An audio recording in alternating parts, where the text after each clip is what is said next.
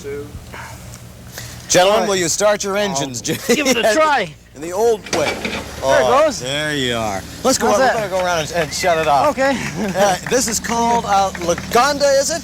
It's a Lagonda. It's an English car, made in Staines, Middlesex, in England. Mm-hmm. Before we get talking about all these cars that you have, how'd you get interested in the sports car, antique car business? A guy whose whole life has been music, Andy Williams, Sonny and Cher, etc., etc.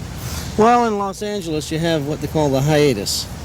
About 4 months a year, there's a big holiday. Everybody takes off. There's no production, and during this time, my wife and I went to see that car there. And she said, why don't you buy it? It'll be a lot of fun for you. The Allard. We'll talk about the Allard in just a minute. So you bought it, and... that was it. How many do you have now? Now I'm a fanatic. And what does a fanatic mean? A fanatic means that, well, I don't know. I bought an average of 3 cars a year since. Why? What attracted you to... Now, what's the story behind this one? Well, it's just it's a very rare car. It's a thoroughbred. What do you mean by a thoroughbred? Well, it's a thoroughbred. It's a car that has won races, and it just has a great deal of class to it. It's hard to describe that. You know, it's the same as racehorses, very similar kind of... Different, though, looking than the cars made in Great Britain. You called it Art Nouveau, didn't you? That's right. I don't know how to explain it, but that's one of the things that appeals to me, too, you know. Of all the cars that we're going to see today, you told me this is the only one we can lean up against. Well, this actually does have an aluminum body, but it's pretty well built. It really is. It's nicely done. This is a car that has 54,000 original miles. How many of these are there in the world? I think there are about 20 or 25. I'm not sure. It's hard to find out. My goodness. Now let's go over and take a look at this Allard now. That was the first one that your wife talked you into buying, little knowing that it would start a hobby that would become a passion with you. Never a complaint since. Now this is an Allard? Yeah, this is an Allard. Tell me about this car. Also an English racing car. But this is something rather special.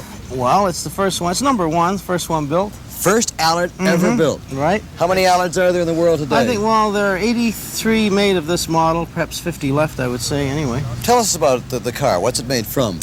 It's, it's your regular steel box section chassis, and it has an aluminum body and has a Cadillac power, 53 Cadillac motor. The car is 1952. Have you ever raced this? No, I wouldn't race this. The brakes are not really adequate for... It's a real pretty car, though. It's really a lovely car. It's just very attractive. I'm not going to ask you value on these things because I know that you can't put value in a lot of love and time.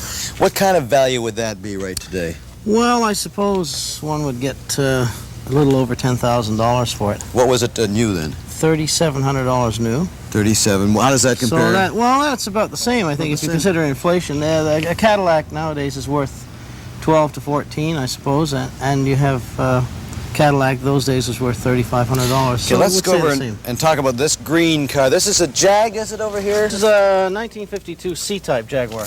What's the story about this car? Well, this particular car doesn't have any...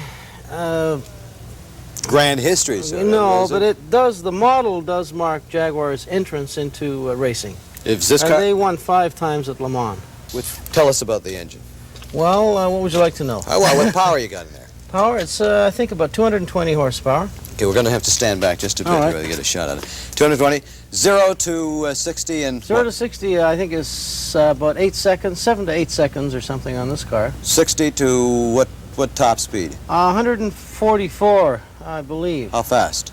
I mean, how many seconds? How long would it take you to get there? Well, to the last few miles, quite a long time. A long time. Yeah. What's the selling point of this car as far as a racing car? There was none. It was just a racing car. The interesting thing about this car, it took 5 months from the request for a racing car until the time it raced. It was made in 5 months. You made this in 5 months? No, I didn't make it in 5 months. It took us a year and a half to do it. All right. I want to look at it. What is this made from? All these things. This is aluminum. This is hand beaten. Hand beaten. Well, it's done on a roller, on a what they call what's it called, William? A wheeling machine. That's the expert. That's your fella, and you and he roll all these things. No, another man does that. He's the driver. There's 3 of us all together. Okay. This is the car. Now, what is this? This is called an XKSS. It's a permutation of the D-Type Jaguar, which won at Le Mans in 55 and 7. What's it made from? This, you mean the materials? Yeah. The materials, part magnesium alloy and part aluminum. Which means what? Which to the means racer? what? Well, it's very light. It weighs about the same as a Volkswagen.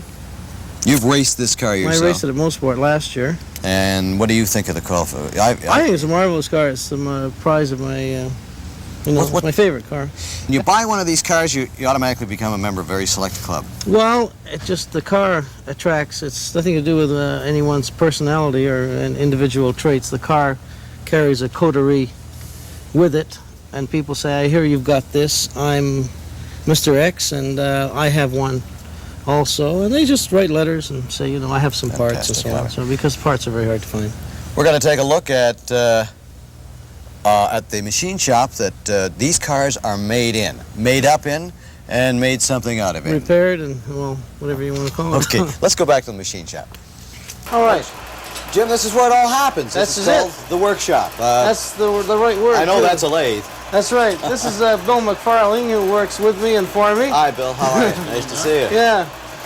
You can turn that off a Now, little what bit. kind and, of what kind of stuff is Bill doing here? Why do you need a lathe, and what does Bill do? What you have to do is repair or replace the things that wear out, basically, on a car.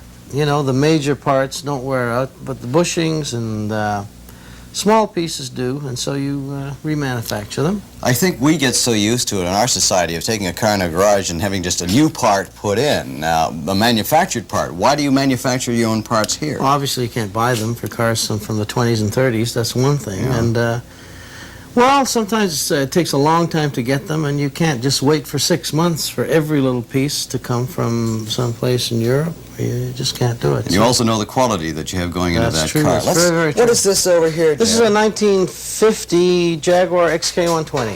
Mm-hmm. Very early car, aluminum-bodied car. So most of the stuff on it was original that you just sort of remachined and reset to put the whole thing back together again. Is that it?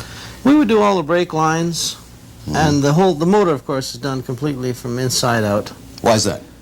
Well, why not? So it runs. That's right. No, there's no point in doing it unless you do it properly. I don't see any point in getting involved in anything unless you do it correctly. Now, you told me that's a Cooper down Cooper there. Formula 3. Okay, now, did you buy that as a full car, strip No, it down? all in a basket.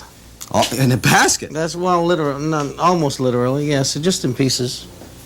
We brought it back in a truck, in a little truck, and it was all in pieces, and it's So going you've together now. taken that Cooper from scratch. I mean, really, you've had to put the whole... what you're doing here is building automobiles. Just aren't about, you? yeah. Mm-hmm. What's the fun of it for you?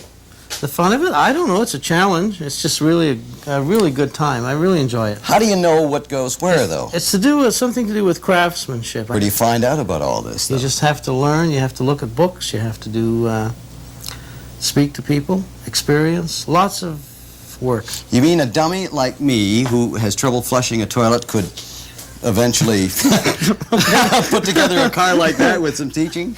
It's got to happen, sure, of course. With help from people like Bill, and I have a 12-year-old son, Jeremy, who is great at these things. Jeremy, come on in here. We got to see your 12-year-old son. He's been looking at the cameras and everything else. And Jeremy, we got you on camera. How's that? There it is. 12-year-old son. Yeah. Can you put one of these together? Yeah. Okay. No doubt about it. Hey, Jeremy. Do you know what time it is? Time for a commercial. A commercial. Jim, you gotta go. Come on.